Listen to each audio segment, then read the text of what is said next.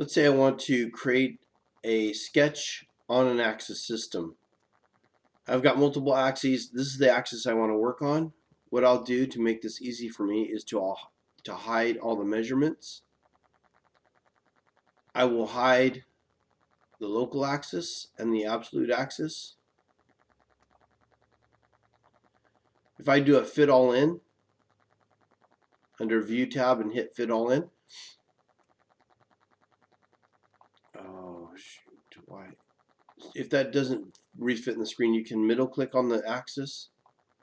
It'll recenter it to the axis, or recenter the axis to the screen, and then I can go ahead and create a sketch. To create a sketch, I select the YZ profile and select the constraint toolbar. I'm going to create a simple rectangle. I'll just do one,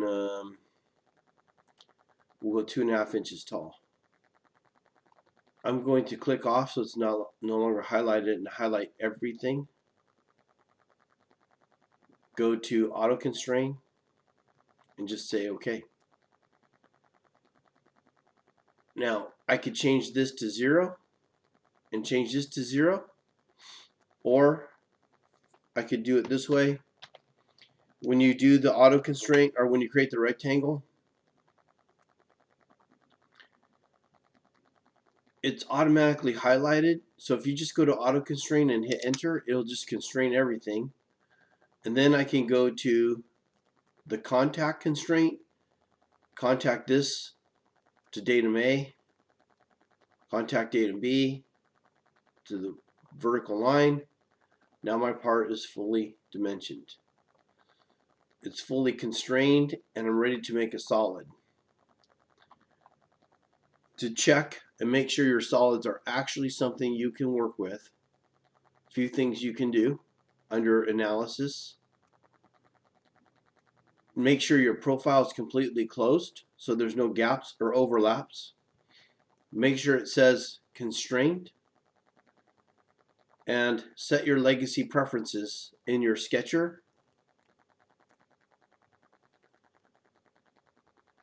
to have generate update errors when the sketch is under constraint.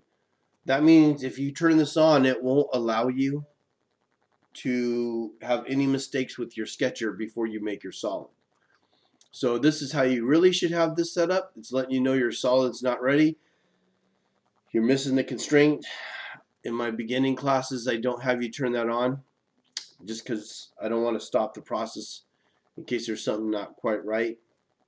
But really we should be making sure that it's not under constraint. So when I select OK and I exit out, I don't get an error. I'm able to go ahead and take that sketch and make solids with it. Okay. So if I were to go back into my sketch by double clicking the sketch in the tree and going to sketch and creating a circle, and I exit out, I'm going to get that error saying, hey, that circle is not fully constrained. So when I hit close to this, it has the little yellow exclamation points. This is where my error is. Doesn't like it. I'll go back to my sketch. I could constrain it, but I don't really want the hole, so I'm just going to go ahead and delete it. When I go to analyze, it tells me it's now constrained, closed. Okay, I should have done this under circle. When I analyze it, it does say it's closed. Both the circle and the box are closed. But when I go into constraints, it says under constraint, and that's why when I exited out, it said, hey, you can't build a solid with this. You get an error. So I'll cancel that and hit delete. Another thing you can do under sketch analysis, I don't want that circle. While that's highlighted, I can hit delete geometry and it will remove out whatever was highlighted. So back to analysis, it is constrained. It says ISO is constrained. We'll exit out. When I go to pad, now I get a whole new error. And the error is this sketch is in the construction geometry. When I select OK, it builds that part in the construction geometry. Okay? Or sorry, it builds a sketch in two places, in the construction geometry and the part body, and it doesn't like that.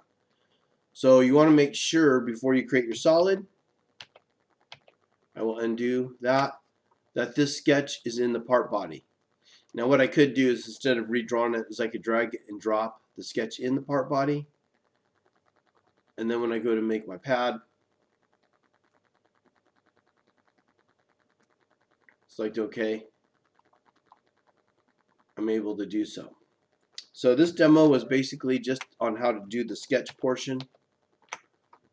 Alright, just a simple demo on entering and exiting the sketch and making sure it's fully constrained and truly a sketch ready for production to make a path.